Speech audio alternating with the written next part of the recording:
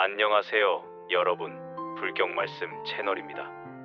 오늘 여러분께 드릴 질문이 하나 있습니다. 잘못한 게 없는데도 마음이 불편하신 적 있으신가요? 누군가에게 미안해서 누군가를 실망시킨 것 같아서 밤잠을 설치신 적 있으신가요? 분명 내 잘못이 아닌데도 내가 더 잘했어야 했다고 자책하신 적 있으신가요? 그렇다면 오늘 영상이 여러분의 마음을 조금이나마 가볍게 해드릴 수 있을 것입니다. 저는 이 채널을 통해 2500년 전 부처님의 지혜를 현대를 살아가는 우리에게 전하고 있습니다. 어렵고 복잡한 불경의 가르침을 오늘 우리가 겪는 고민에 적용할 수 있도록 풀어드리고 있습니다. 오늘은 특별히 죄책감이라는 감정에 대해 이야기해보려 합니다.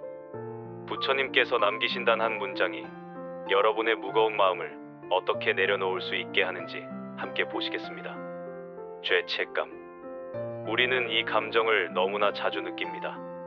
부모님께 자주 연락드리지 못해서, 아이에게 화를 낸 것 때문에, 친구의 부탁을 거절한 것 때문에, 직장 동료에게 도움을 주지 못한 것 때문에, 때로는 아무것도 하지 않았는데도 그저 존재 자체가 미안하게 느껴지기도 합니다. 심리학자들은 말합니다.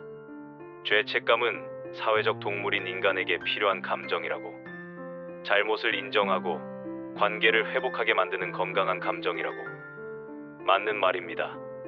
적절한 죄책감은 우리를 성장시킵니다. 하지만 문제는 우리가 느끼는 죄책감의 대부분이 적절하지 않다는 것입니다. 내가 실제로 잘못한 것보다 훨씬 더 많은 책임을 스스로에게 지우고 있습니다. 타인의 감정까지 내 책임으로 안고, 타인의 선택까지 내 몫으로 짊어지고, 타인의 인생까지 내가 책임져야 한다고 생각합니다. 그렇게 우리는 점점 무거워집니다. 부처님께서는 이렇게 말씀하셨습니다.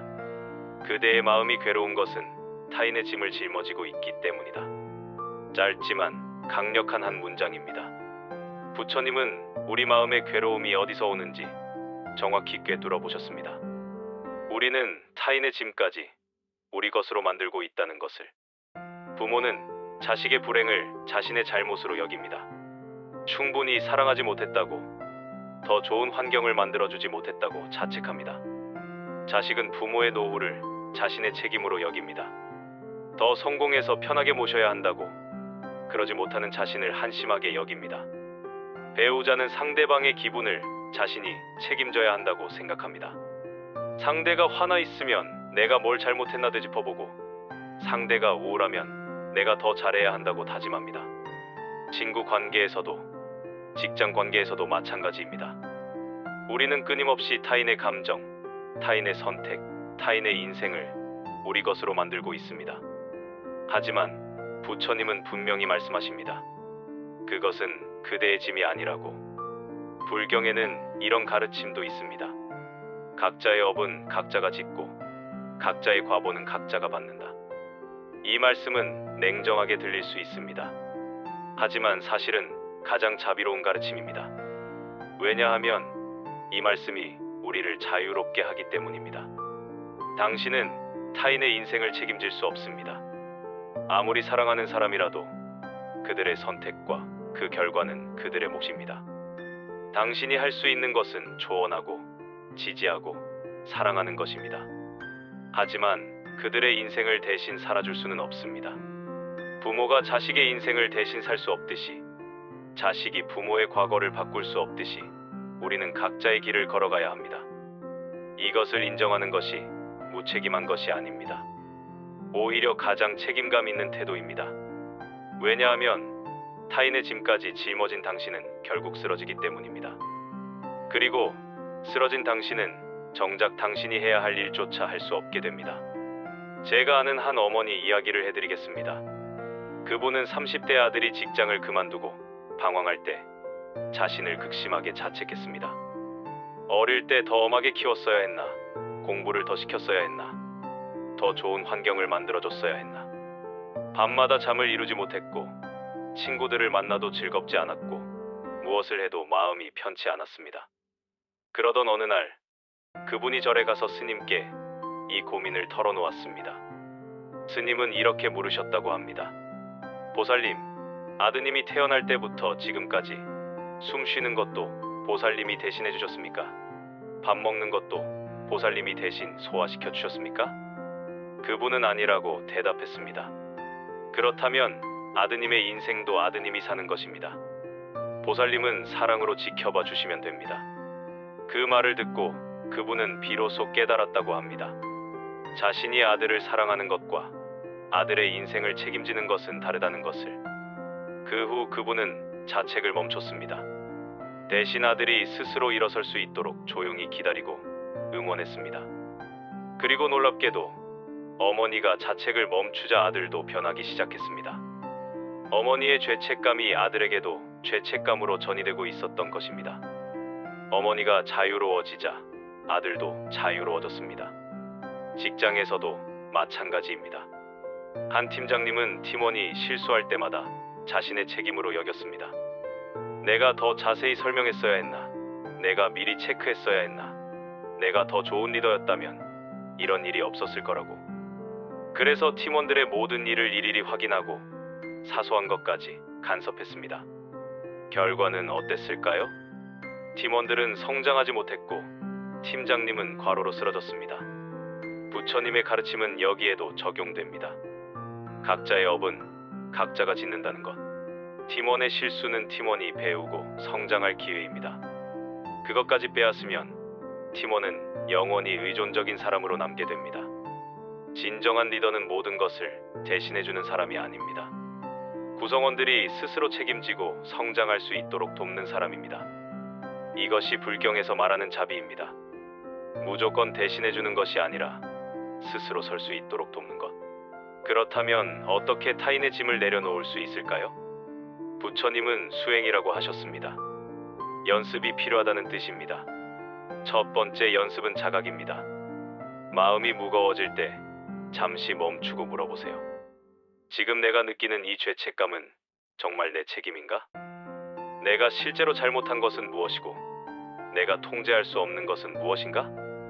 대부분의 경우 우리는 통제할 수 없는 것에 대해 죄책감을 느끼고 있습니다.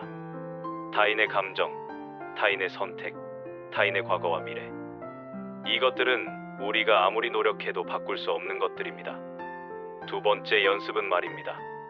마음속으로 또는 소리내어 말해보세요. 이것은 내 짐이 아니다. 나는 내가 할 수 있는 최선을 다했다. 나머지는 상대방의 몫이다. 처음에는 어색하고 이기적으로 느껴질 수 있습니다. 하지만 이것은 이기심이 아닙니다. 이것은 경계를 인정하는 것입니다. 세 번째 연습은 자비입니다. 타인의 짐을 내려놓는다고 해서 타인을 포기하는 것이 아닙니다. 다만 그들을 한 명의 독립적인 존재로 존중하는 것입니다. 그들도 자신의 인생을 살아갈 능력이 있는 사람이라고 믿는 것입니다. 그리고 무엇보다 자신에게 자비를 베푸는 것입니다. 당신은 완벽하지 않아도 됩니다. 모든 것을 해결할 수 없어도 됩니다. 당신은 그저 최선을 다하는 한 사람의 인간이면 됩니다. 부처님께서 말씀하신 해탈이란 무엇일까요? 많은 사람들이 해탈을 신비로운 어떤 경지로 생각합니다. 하지만 부처님이 말씀하신 해탈은 사실 아주 구체적입니다. 그것은 집착으로부터의 자유입니다. 그리고 우리가 가진 가장 큰 집착 중 하나가 바로 타인을 통제하려는 집착입니다. 우리는 사랑하는 사람이 불행하지 않기를, 고통받지 않기를, 실수하지 않기를 바랍니다. 이것은 아름다운 마음입니다. 하지만 그것이 집착이 되는 순간 우리는 괴로워집니다. 왜냐하면 우리는 타인의 인생을 통제할 수 없기 때문입니다. 타인의 짐을 내려놓는다는 것은 이 집착을 내려놓는다는 뜻입니다. 타인을 사랑하되 타인을 통제하려 하지 않는 것, 타인을 돕되 타인의 인생을 대신 살려 하지 않는 것, 타인을 염려하되 타인의 선택을 존중하는 것. 이것이 진정한 사랑이고 진정한 자유입니다. 오늘부터 여러분께 드리고 싶은 작은 도전이 있습니다. 하루에 한 번 죄책감이 들 때마다 이 질문을 해보세요. 이것은 정말 내 책임인가? 그리고 만약 내 책임이 아니라면 이렇게 말해보세요. 나는 이 짐을 내려놓는다. 처음에는 쉽지 않을 것입니다. 우리는 오랫동안 타인의 짐까지 짊어지는 것이 사랑이고 책임이라고 배워왔습니다. 하지만 부처님은 말씀하십니다. 진정한 책임은 자신의 마음을 돌보는 것에서 시작된다고. 자신의 마음이 평화로워야 타인에게도 평화를 줄 수 있다고. 자신이 자유로워야 타인도 자유롭게 해줄 수 있다고. 여러분이 죄책감을 내려놓을수록 여러분의 마음은 가벼워질 것입니다. 그리고 그 가벼운 마음으로 여러분은 더 많은 사람을 진정으로 도울 수 있게 될 것입니다. 오늘 우리는 부처님의 한 문장을 통해 죄책감에 대해 이야기했습니다. 그대의 마음이 괴로운 것은 타인의 짐을 짊어지고 있기 때문이다. 우리는 너무 많은 것을 우리 책임으로 만들고 있습니다. 타인의 감정, 타인의 선택, 타인의 인생까지. 하지만 각자의 업은 각자가 짓고 각자의 길은 각자가 걷는 것입니다. 우리가 할 수 있는 것은 사랑하고 응원하고 지켜보는 것입니다. 그리고 무엇보다 우리 자신의 마음을 돌보는 것입니다.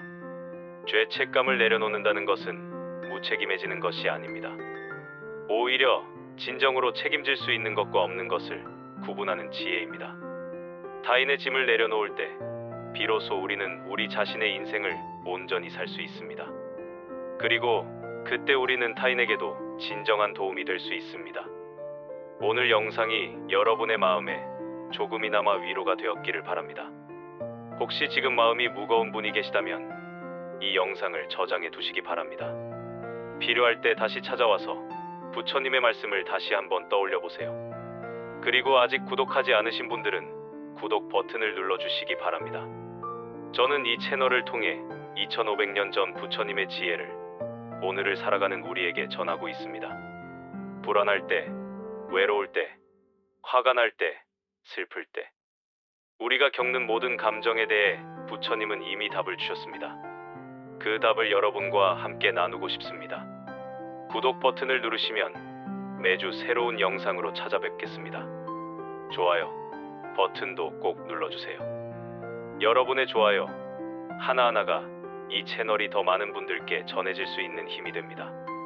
그리고 댓글로 여러분의 이야기도 들려주세요. 어떤 죄책감을 내려놓고 싶으신가요? 어떤 짐이 여러분을 무겁게 하고 있나요? 댓글로 나눠주시면 함께 고민하고 위로하겠습니다. 다음 영상에서는 또 다른 불경 말씀, 채널의 지혜를 여러분께 전해드리겠습니다.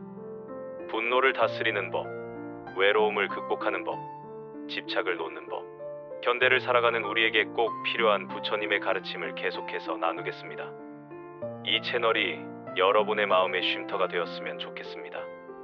힘들 때 찾아오는 곳, 위로받고 싶을 때 머무는 곳. 저는 항상 여기서 여러분을 기다리고 있겠습니다. 알림 설정도 꼭 해주세요. 그래야 새로운 영상이 올라올 때마다 바로 만나볼 수 있습니다. 오늘 하루도 수고 많으셨습니다. 마음이 무거운 날도 있고 가벼운 날도 있을 것입니다. 하지만 기억하세요. 타인의 짐은 타인의 것이고 당신의 짐은 당신의 것입니다. 당신은 당신의 인생만 책임지면 됩니다. 그것만으로도 충분히 잘하고 있는 것입니다. 죄책감을 내려놓으세요. 그리고 오늘 하루 조금 더 가벼운 마음으로 살아가시기 바랍니다. 다음 영상에서 또 뵙겠습니다. 구독, 좋아요, 알림 설정 부탁드립니다. 감사합니다.